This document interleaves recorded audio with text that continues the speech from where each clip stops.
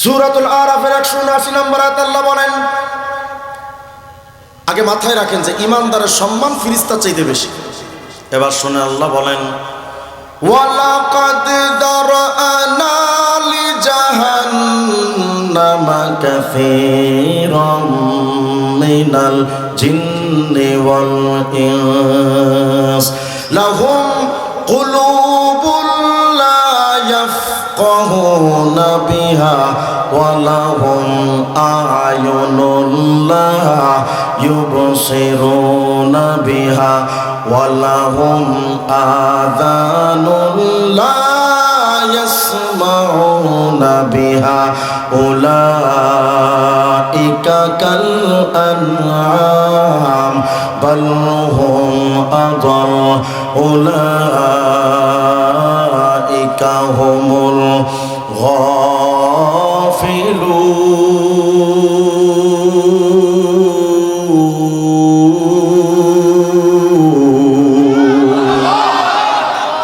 খুব মনোযোগ দেন। ইমানদারের সম্মান ফেরেশতার চাইতে কম না বেশি? এবার আল্লাহ বলেন, এই মানুষ, তোমরা যারা ইমানদার তোমাদের সম্মান তো ফেরেশতার চাইতে বেশি, কিন্তু যারা ইমানওয়ালা নও, যারা নেককার নও, ইমানদার নও, তোমরা এখন শোনো। আল্লাহ ওদের পরিণাম এবং ওদের অবস্থান বোঝানোর জন্য আল্লাহ কি চমৎকারভাবে বললেন। আল্লাহ বোঝাতে চাইলেন, বলার আগে বলেন তো, আপনাদের শিবচর এলাকার যে কুকুরগুলো আছে, মানুষের চোখ দুইটা, কুকুরের চোখ তো মোটামুটি 10টা। কয়টা? মানুষের কান দুইটা, কুকুরের কান কয়টা? মানুষের অন্তর একটা, কুকুরের অন্তর কয়টা? কিন্তু মানবরে জানো, মানুষের চোখের যে দৃষ্টি শক্তি, এর চাইতে কিন্তু কুকুরের দৃষ্টি শক্তির পাওয়ার বেশি, ঠিক না? কিন্তু কুকুরের চোখের পাওয়ার যত,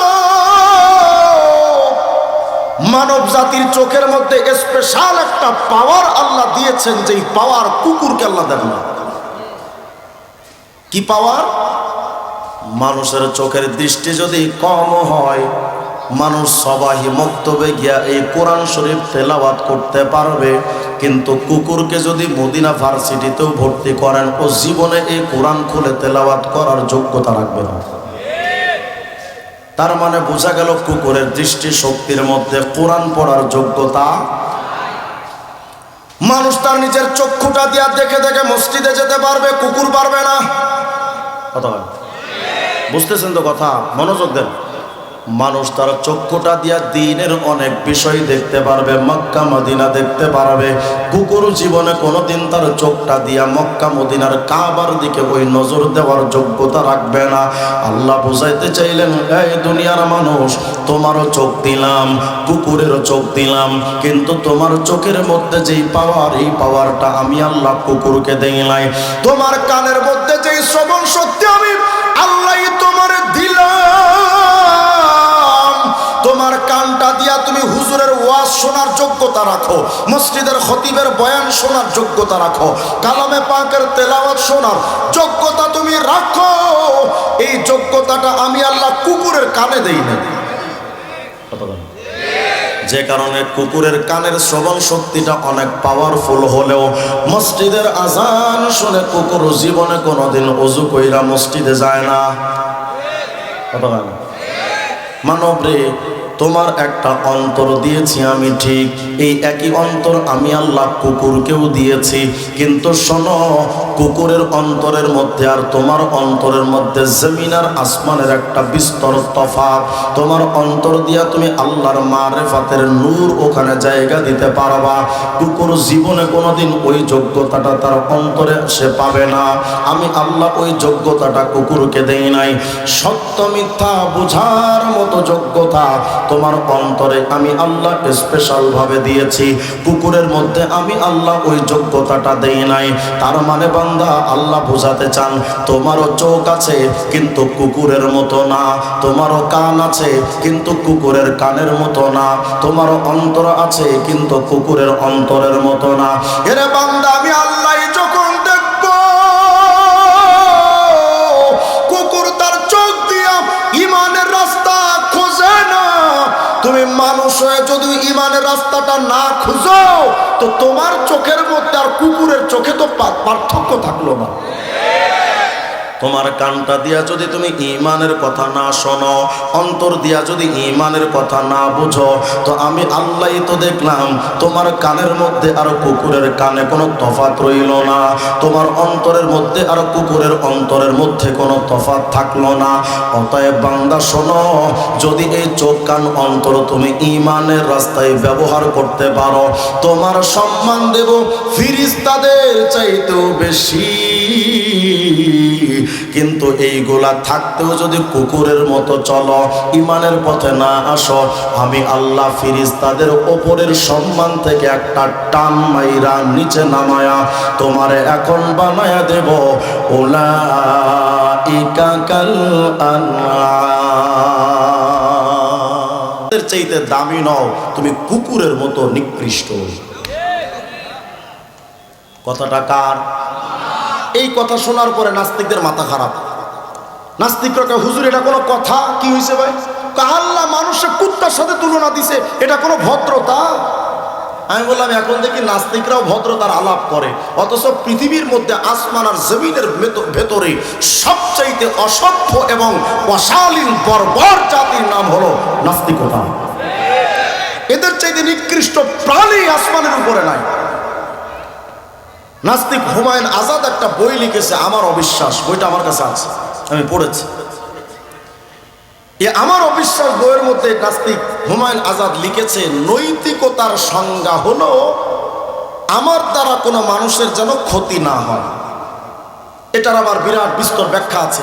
এরা বোঝাতে চায় যে আমি কোনো মেয়ের সাথে যদি বিবাহ ছাড়াই যদি আকাম কুকাম করি, মেয়েও যদি খুশি থাকে আমিও যদি খুশি থাকি, এটাকে অনৈতিকতা বলা যাবে না। শুধু অন্য মেয়ে নয়, কোন ভাই যদি নিজের বোনের সাথে জেনা করে, কোন সন্তান যদি নিজের মায়ের সাথেও জেনা করে, সন্তান আর মা উভয়ে যদি হ্যাপি থাকে, এটা অনৈতিক অশালীনতা বলা যাবে না। এই নাস্তিকরা প্রশ্ন করে আল্লাহ ভদ্রতা জানে না। নাউজুবিল্লাহ বলবেন না না? আমি বললাম আল্লাহ ভদ্রতা জানে না কেন কইলা? কজরে যে আল্লাহ কইছে কিছু মানুষ কুকুরের মতো। আমি বললাম এই বেটা, আল্লাহ তো শুধু তুলনা দিয়েছেন কিছু মানুষ কুকুরের মতো, কিন্তু তোমাদের আখলাক আর চরিত্রের দিকে তাকাইলে তো দেখা যায়, এই পৃথিবীর কিছু মানুষের কাজকর্মের দিকে তাকাইলে দেখা যায় ওদের চাইতে কুকুর শুকর হাজার গুণ ভালো। দু একটা উদাহরণ দিই আপনাদের। আপনাদের এই শিবচর এলাকার স্থানীয় কিছু কুকুর থাকে না, এলাকা ভিত্তিক কুত্তা। এই কুকুরদের একটা স্বভাব দেখবেন, এই এলাকায় যদি অন্য এলাকার কুকুর এসে যায়, আপনি কি মনে করেন ওরে সালাম কালাম মুসাফা কইরা সুন্দর ভালো মন্দ কুশল বিনিময় কইরা হেরে ডাইকা পাশে বসে কয় যে তাহিরি আঙ্কেলের মতো 5 কাপ কফি খা, এটা বলে? এমন দৌড়ানি দেয় শিবচর ছাড়া, কত কেন? তাহলে বোঝা গেল কুকুরের মধ্যে ক্ষমতার একটা নেশা আছে। আসতে কইলেন যে আরো জোরে কন। কুকুর চাই না তার এলাকায় অন্য কোন কুকুর এসে আধিপত্য বিচার করুক। দুনিয়ার মানুষ রে,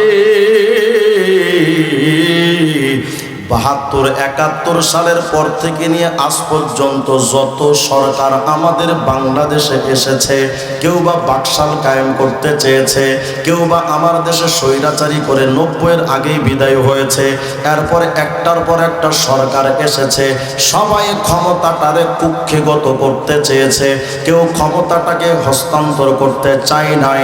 রাগ কইরেন না, কে কোন দল আমার ওটা বোঝারও দরকার নাই, জানারও দরকার নাই।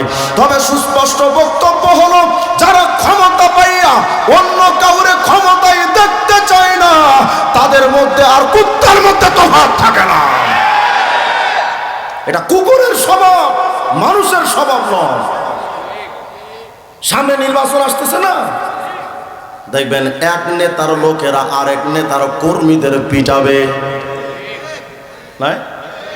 আমাদের বাংলাদেশের 54 বৎসরের রাজনীতি ঠিক এটাই হয়েছে, যখন যেই সরকার ক্ষমতায় আসে বিরোধী দলের পিঠা, ঠিক না?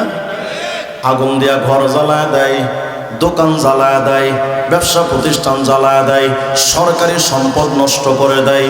আপনি যে দোকানটা জ্বালায় দিলেন এই লোকটা, আপনার তো উচিত ছিল যে এই দোকানের ইনকাম দিয়ে শুধু এই লোকটা খায় না, তার অসুস্থ বাবা মা, তার ছোট বাচ্চা কাচ্চা, তার স্ত্রী, সবার দুমুঠো আহার ওর দোকান থেকেই তৈরি হয়।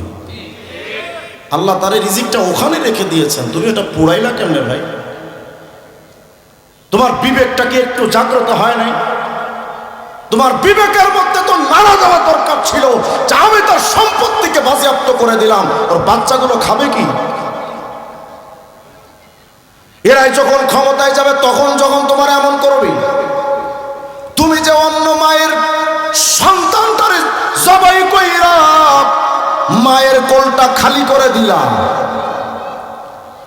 তোমার মায়ের কোলটাও যেদিন খালি হবে তুমি তোমার মায়ের চোখের পানি কি সহ্য করতে পারবা? তাহলে অন্য মায়ের পেট খালি করো কেন?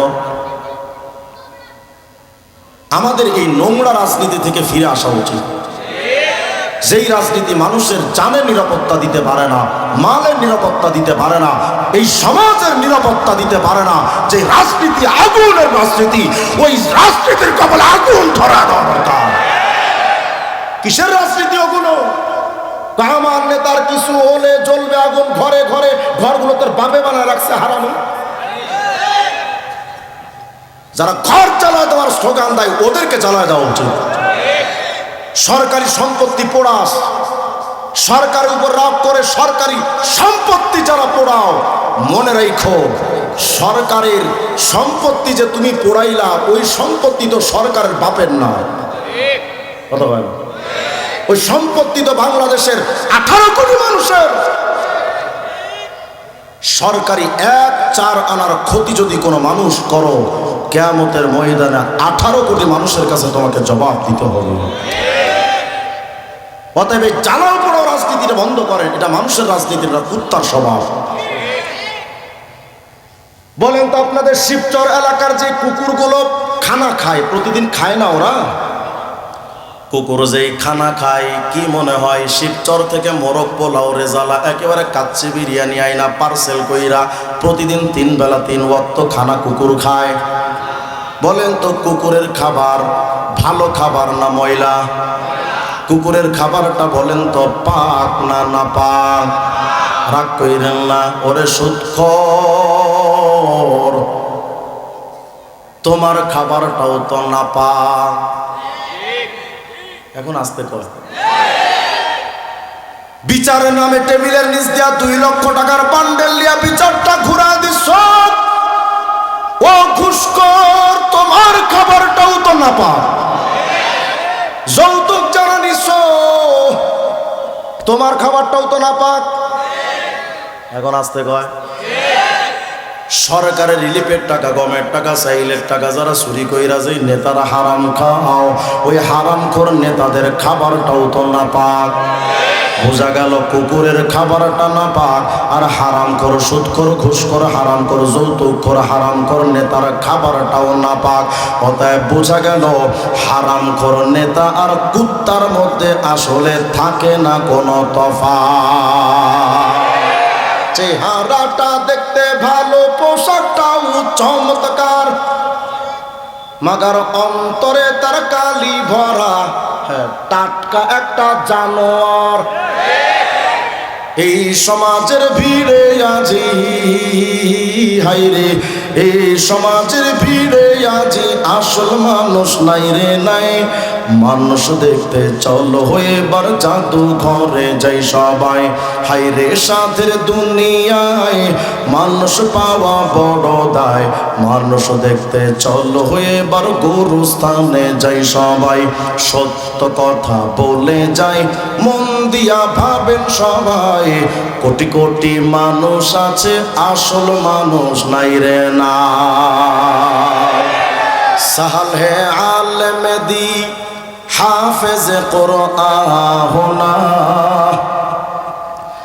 सहल है आलम दी हाफिज कुरान होना, कुछ बड़ी बात नहीं मुफ्ती दौरा होना, कोई दुश्वार नहीं आफाक में ताबा होना, सख्त मुश्किल है मगर सच्चे मुसलमान होना, सहल है वाइज आतश बगरीबा होना, और आसा है बहुत साहिब ईमान होना, कोई मुश्किल तो नहीं आलम में लीडर होना, सख्त मुश्किल है मगर सच्चे मुसलमान होना। বড় হাফেজ হওয়া সহজ, এটা কঠিন কাজ নয়। মুফতি পৃথিবীব্যাপী শ্রেষ্ঠ মুফতি হওয়া কঠিন কোনো ব্যাপার নয়।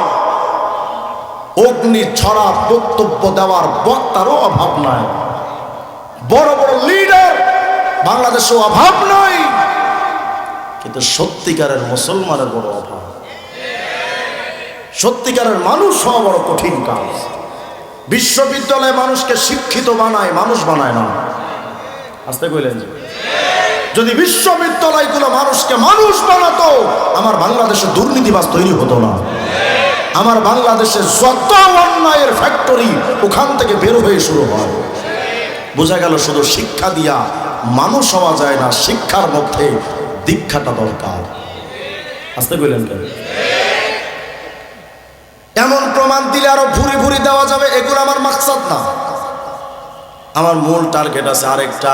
আল্লাহ যে বললেন কিছু মানুষ কুকুরের মতো, দেখি আপনাদের পরীক্ষা করে ওয়াজটা মনে আসেনি? বলেন তো, ইমানদারের সম্মান ফেরেশতাদের চাইতে কম না বেশি? আর ইমানদার যারা নয় তাদের মর্যাদা ফেরেশতাদের চাইতে বেশি। কত কম? কুকুর শুকরের মতো। কার মতো? এই আয়াতের তাফসীরটা এবার শোনেন। হযরত ইমামে বগবী রাহমাতুল্লাহ আলাইহি মাআলিমুত তানজিলের মধ্যে একটা riwayat এনেছেন, কিছু মানুষ যে কুকুরের মতো, এটা শুধু দুনিয়ায় না, আখিরাতের ময়দানে বেঈমানরা কুকুর হতে চাইবে, শুকর হতে চাইবে। হযরত মুকাতিল বলেন, ইয়াজমাউল্লাহুল ওয়াহুশা ওয়াল হাওয়ামা ওয়াত তায়র, কিয়ামতের ময়দানে সমস্ত পশু পাখিকে হাজির করা হবে। খুব মনোযোগ, এটা আমার মাউজে ইস্তেশাদ, মূল আলোচনা। কিয়ামতের ময়দানে সমস্ত পশু পাখিকে হাজির করা হবে। কেন? আমরা তো মনে করি কিয়ামতে মনে হয় শুধু মানুষের বিচার আছে, পশু পাখির বিচার নাই। কে বলেছে আপনাকে? ওয়া ইদাল ওয়াহুশু হুশিরাত, সমস্ত পশু পাখিকে হাজির করা হবে, ওদের মধ্যে একটা বিচার, হাত্তা ইউকদা বাইনাহুম, তাদের মধ্যে একটা বিচার আছে। কি বিচার? হাত্তা ইউকতাসালিল জাম্মাই মিনাল কারনা, কিয়ামতের ময়দানে সিংওয়ালা শক্তিশালী পশুদেরকে আল্লাহ পাক দাঁড় করাবে। নাই দাঁড়া, আর দুর্বল রে আল্লাহ বলবেন এই তুমিও একটু দাঁড়াও। দুইজনই দাঁড়াবে। আল্লাহ বলবেন দুর্বল, বলো তো তোমার উপরে দুনিয়াতে ও কয়বার জুলুম করছিল? কও। কয়লা 300টা গুতা মারছে আমারে, আমি দুর্বল ছিলাম, কিচ্ছু কইতে পারি না, আল্লাহ 300টা মার খেয়েছি। আল্লাহ বলবেন দুর্বল রে, আজকে কিয়ামতের ময়দানে তুই শক্তিশালী হয়ে যা, আর এই শক্তিশালী তুই দুর্বল হয়ে যা। সুবহানাল্লাহ। ভাবতেছেন দুনিয়াতে তো আমরা দুর্বলদের উপরে জুলুম করি, ঠিক না? দেখবেন যার মাথায় তেল আছে ওর মাথায় তেল মারার মানুষেরও অভাব নাই, কিন্তু যার মাথায় তেল নাই তার মাথায় কেরোসিন ঢালার মতো লোক নাই। আমরা তো মনে করি দুর্বলরা দুর্বল আর শক্তিশালীরা বিরাট বড় পাওয়ারফুল। আমার গবেষণাটা শোনো, শক্তিশালী যারা তারা আসলে পাওয়ারফুল নয়, দুর্বলরাই আসলে পাওয়ারওয়ালা, কিন্তু তাদের পাওয়ারটা দেখা যায় না। আস্তে কইলেন কেন বললাম? শক্তিশালী পাওয়ারওয়ালার সাথে থাকে তার টাকার ক্ষমতা, আর দুর্বলের সাথে থাকেন স্বয়ং আমার আল্লাহ। অতএব দুর্বলদের দুর্বল মনে করেন না, এটা আমার মূল মাকসাদের সামনে চলেন। পশু পাখি, হাঁস মুরগি গরু ছাগল, তাদের মধ্যে কিয়ামতে জুলুমের হিসাব আছে, মনে রেখেন। পশু পাখির নামাজের হিসাব নাই, রোজার হিসাব নাই, জাকাতের হিসাব নাই, হজ জাকাতের কোনো আমলের পশু পাখির হিসাব নাই। কিন্তু জুলুম এমন মারাত্মক, জুলুমের বিচার থেকে কিয়ামতে পশু পাখিও বাঁচবে না। জুলুম বড় খারাপ জিনিস। মাশাআল্লাহ মাশাআল্লাহ, নারায়ে তাকবীর। আমার খুব পছন্দের মানুষ হুজুর, আমি হুজুরকে খুব ভালোবাসি। আল্লাহ তাআলা হুজুরের হায়াতে ভরপুর বারাকা দান করেন। এটা আওয়াজ দিয়ে বলেন আল্লাহু আকবার। পশু পাখিদের মধ্যে একটা বিচার আছে, জুলুমের বিচার। বিচারটা যখন শেষ হয়ে যাবে, যখন বিচার আচার শেষ, আল্লাহ তখন সমস্ত পশু পাখিকে ডাইকা বলবেন, এই পশু পাখি শোনো, আনা খালাকতুকুম ওয়া সাখখারতুকুম লিবানি আদম, আমি তোমাদের সৃষ্টি করেছিলাম এই মানবের সেবা করার জন্য।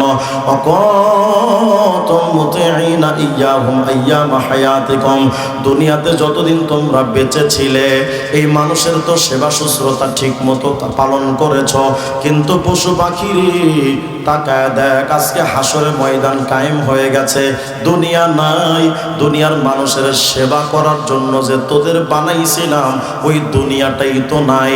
মানবের সেবা করার জন্য তোদেরও দরকার নাই, কারণ মানব যদি জান্নাতে যায় রহমতের ফিরিস্তা রেডি, জাহান্নামে গেলে জাহান্নামের ফিরিস্তারা ডান্ডা বেড়ি নিয়ে রেডি। অতএব পশু পাখি তোমাদের তো আর বাঁচার দরকার নাই, একটা কাজ করো, ফারজিউ ইলা মা কুনতুম কুনু তুরাবা, তোমরা যেমন আগে মাটি ছিলা এখন তোমরা মুহূর্তের মধ্যে মাটি হয়ে যাও। আল্লাহ হুকুম দিতে দেরি, সমস্ত পশু পাখিগুলো একেবারে মাটির সাথে মিশে যাবে। কোনো পশু গরু ছাগলের আর চিহ্ন থাকবে না, হাঁস মুরগির কোনো অস্তিত্ব রবে না, সমস্ত পশু পাখিগুলো মাটির সাথে মিশে যাবে। এই দৃশ্যটা যখন হাসরে তৈরি হবে, ফাইদাল তাফাতাল কাফিরু ইলা এই দৃশ্যটা যখন বেঈমানরা দূরের থেকে দেখবে, কুকুর মাটি হয়ে গেছে, শুকর মাটি হয়ে গেছে, এই দৃশ্যটা যখন বেঈমানরা দূরের থেকে যখন তাকায় দেখবে, বেঈমানরা তখন বলেই ফেলবে, ও রব, কুকুর মাটি হয়ে গেল, ওর তো আর কোনো পেরেশানি নাই, শুকর মাটি হয়ে গেছে, ওর তো আর জাহান্নাম নাই, কিন্তু আমি মানব ঈমান নিয়ে আসতে পারি নাই। ও রব, এই হাসরের ময়দানে তো শাস্তিতে আছি, ওদিকে তো আমার জন্য আবার জাহান্নাম রেডি। জাহান্নামের শাস্তি তো পরে, হাসরের শাস্তি কেমন হবে জানেন? এটা বোঝার জন্য বলেন তো, মক্কায় গেছেন কে? হাত উঠান তো। মক্কায়, মাশাআল্লাহ, হাত নামান। বলেন তো আমারে, মক্কার রাস্তায় দুপুর বেলা খালি পায়ে হাঁটা সম্ভব? কেন? মক্কার রাস্তার পিচ এতটা তীব্র গরম, খালি পায়ে কোনো মানুষের পক্ষে চলা সম্ভব না। আল্লাহর রহমত ছাড়া কোনোভাবে চলা সম্ভব না, এতটা গরম। গত বছর, আগের বছর হজের সফরে আমি গেছি, তো মসজিদে হারামে আসছে জামাতে নামাজ পড়তে। তো বাঙালি মসজিদে যেমন আমরা জুতা এদিক সেদিক ফালায় দৌড় দিই, আমিও তাড়াহুড়া করে জামাত ধরছি, জুতা যে কই রাখছে আমার মনে নেই। তো সম্ভবত আমি এসে জুতার পাই নাই, হয়তো কোনো খাদেমে ফেলে দিয়েছে, অথবা আমি নির্দিষ্ট জায়গায় খুঁজে পাইনি, কারণ চতুর্দিকে সবই তো একরকম। তা আমি তো মোবাইলও নিয়ে যাই নাই যে ফোন দিয়ে বলবো যে একটা জুতা আনেন। এখন হোটেলে তো আমার যাওয়া লাগবে, কি করি? মনে মনে ভাবলাম, বাঙালি পা তো, আমার পা তো সৌদি আর নাগরিকের পা না যে নরম তুলতুলা, তো বাঙালি পা, কি আর হবে, এত গরম আর কি হয়েছে দেখি যায়। একেবারে সিংহের গর্জনে রওনা শুরু করছি। 10 মিনিটের মধ্যে, 10 সেকেন্ডের ভেতর আমি বিড়াল হয়ে গেছি। এতটা মারাত্মক গরম, 10 সেকেন্ড যাইতে না যাইতে আমার মনে হচ্ছিল পায়ের নিচের চামড়া এটা খুলে মাটির সাথে থেকে গেছে। তাড়াহুড়া করে একটা কার্টুনের উপরে দাঁড়িয়েছে, নামাজের পরে কিছু লোক ওখানে জিনিসপত্র বিক্রি করে, কার্টুন একটা রাশি ওটার উপরে গিয়ে দাঁড়িয়েছে। 5 সেকেন্ড, 3 সেকেন্ড, এভাবে 2 পা 3 পা করে করে তারপর হোটেলে আসছে। আমি ওই দিন কল্পনা করলাম, আহারে মক্কার মাটি থেকে সূর্যের মাঝখানের দূরত্ব হলো 15,14,00,000 কিলোমিটার। শুনতেছেন তো? মনোযোগ দেন। মক্কার মাটি থেকে সূর্যের মাঝখানের দূরত্ব হলো 15,14,00,000 কিলোমিটার। 15,14,00,000 কিলোমিটার দূরে সূর্যের তাপ মক্কার মাটিরে যদি এত গরম করে দেয়, আল্লাহর হাবিব বলেন কিয়ামতের ময়দানে তুদনা শামস, সূর্যটা একেবারে মাথার কাছাকাছি আনা হবে। কত কাছে? বিকদরি মিল, হয়তো 1 মাইল উপরে, অথবা সুরমা দেওয়ার কাটি বরাবর একেবারে মাথার কাছে। এই মুমিন, 15,14,00,000 কিলোমিটার দূরের সূর্যের তাপে যদি মক্কার মাটি এত গরম করে দেয়,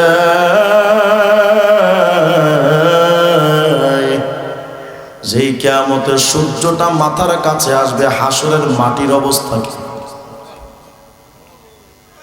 আল্লাহর হাবিব বলেন কিয়ামতের ময়দানে মানুষ যখন উঠবে, হুফাসার 38 থেকে 41 নম্বর আয়াতে বলেন, উজুহু ইয়াওমাইদিন মুসফিরা দাহিকাতুম মুস্তাবশিরা ওয়া উজুহু ইয়াওমাইদিন আলাইহা গাবারা।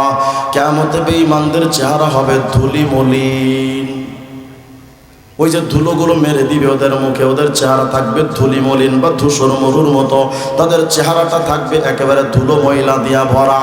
সহিহ বুখারী 3350 নম্বর হাদিসের মধ্যে আসছে, আপনি আমি তো দূরের কথা, ইব্রাহিম খলিলুল্লাহ, যিনি আল্লাহর খলিল উপাধি পেয়েছেন, হযরত ইব্রাহিম খলিলুল্লাহর বাবার সাথে ইব্রাহিম নবী ইয়ালকা ইব্রাহিম আবাহু আজার, বাবা আজরের সাথে ইব্রাহিম কিয়ামতে মুলাকাত করবে।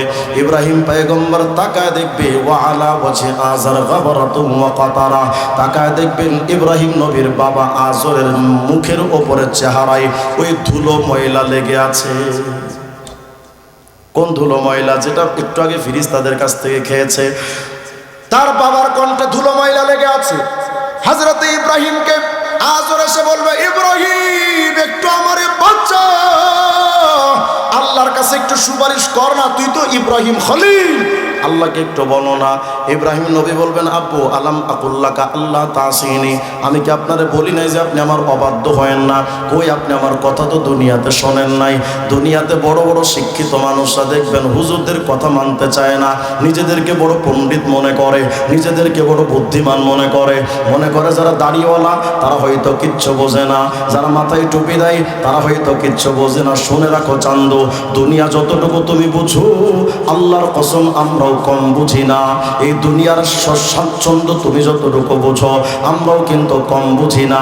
কিন্তু কপাল খারাপ তোমার, তুমি আখেরাতের জগৎটা বুঝো না, আমরা আখেরাতের জগৎটাও বুঝি। হযরত ইব্রাহিম বলবেন আল্লাহ, হযরত ইব্রাহিমের বাবা বলবে, ইব্রাহিম দুনিয়াতে তোর কথা মানি নাই, কিন্তু আজকে কথা দিচ্ছে আল-ইয়াউমা লা আসি, তুই যা কবি আজকে সব মাইনা নেব, কি কোনো অবাধ্য হব না, তুই কি কইতে চাস কম, সব মানব তো, আল্লাহর একটু সুপারিশ কর। ইব্রাহিম নবী এবার আল্লাহকে বলবেন, আল্লাহ আমার আব্বুর একটু মাফ কইরা দেন না। আল্লাহ বলবেন, ইব্রাহিম রে, ইন্নাল্লাহা হাররামাল জান্নাতা আলাল কাফিরিন। ইব্রাহিম, বাবার জন্য জান্নাত চেয়ে লাভ নাই, আমি তো কাফেরদের জন্য জান্নাত হারাম নিষিদ্ধ করে রাখছি। তবে ইব্রাহিম রে, উনজুর ইলা তাহতা রিজলাই, মা তাহতা রিজলাই, তাকাও, বাপের জন্য না আমার কাছে আবেদন করছো? ইব্রাহিম তোমার পায়ের নিচের দিকে একটু তাকায় দেখো তো। ইব্রাহিম আলাইহিস সালাম নিজের পায়ের গোড়ার দিকে তাকায় দেখবেন তার বাবা আজরকে 4 পা বিশিষ্ট একটা পশু বানায় তার পায়ের গোড়ায় ফেলে রাখা হয়েছে। উলাইকা কাল আনআম। আল্লাহ বলেন বেঈমানরা কুকুর শুকরের মতো, পশু পাখির মতো। এরপরে ইব্রাহিমের বাবার ফায়ুখাযু বিকাইমিহি, ইব্রাহিমের বাবার পা একটা ধুইরা জাহান্নামে ফিক্কে ফেলা হবে। জাহান্নামে গেলে কি হবে শেষ কথা। সূরা হুদের 106 নম্বর আয়াত আল্লাহ বলেন ফাআম্মাল্লাযীনা শাকু ফাফিন্নারি লাহুম ফিহা যাফিরুন ওয়া শাহীক। আল্লাহ বলেন যারা দুর্ভাগা তারা তো জাহান্নামে যাবে, তাদের জাহান্নামে কণ্ঠের আওয়াজ জাফির হবে, শাহীক হবে। মা মানা জাফির ওয়া শাহীক, জাফির এবং শাহীক কাকে বলে?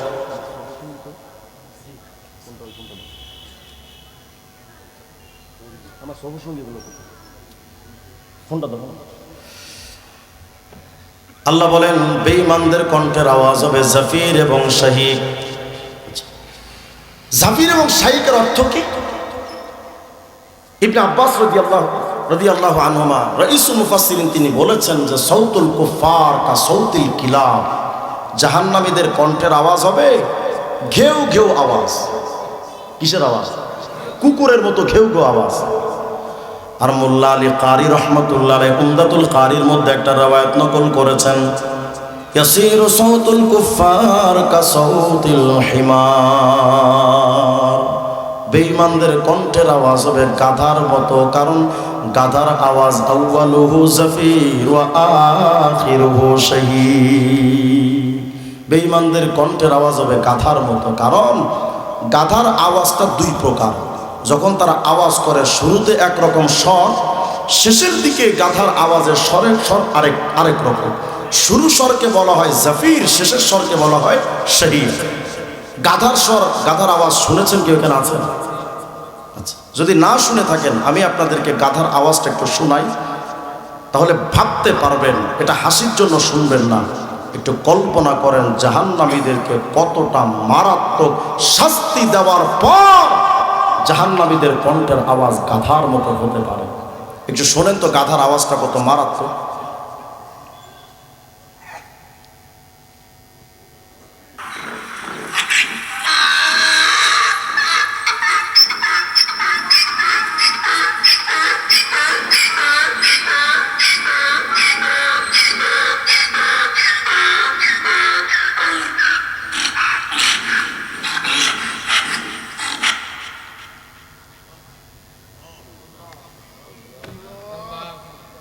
জাহান্নামীদের আওয়াজ গাধার মতো।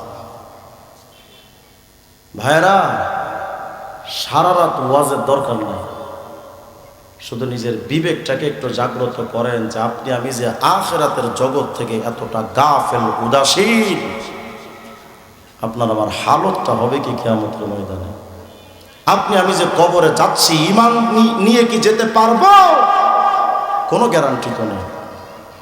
আল্লাহ বলেন ওয়ালা তামুতুন্না ইল্লা ওয়া আনতুম মুসলিমুন, খবরদার মুসলমান না হয়ে কবরে এসো না।